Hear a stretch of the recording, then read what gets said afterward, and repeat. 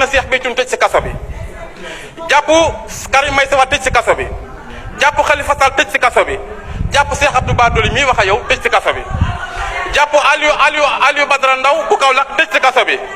jàpp doomu Serigne Mourtala Sëñ Touba tëj si kaso bi jàpp Ousmane Sonko ak Bassirou Diomaye Faye tëj si kaso bi jàpp Mbaye Touré jàpp 1600 détenus politiques rey maanaam 86 personnes Macky Sall rey na leen tey jàpp naan jëf ñu ñaaw jooju ñu ko def kon yéen amatu leen sañ-sañ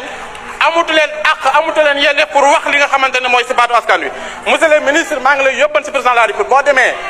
neel président de la République honorable député Cheikh Abdou Bara Dolly nee na le 12 septembre na tas assemblée nationale ba pare mu jàpp leen tëj si kaso parce que loolu ngeen mbirtoo yéen a sàcc xaalisu réew mi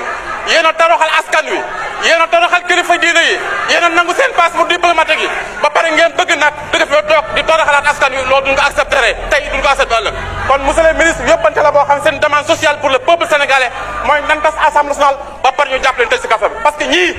waruñu ñoo dox yéen wurut leen dox si dëkk bi yéen a sàcc xaalisu réew mi yéen a rey nit ñi kon jàpp naan tey Ousmane Sonko gàcce nga laam Bassirou Diomaye Faye gàcce nga laam su ko remercier jërëjëf asalaamaaleykum wa rahmatulah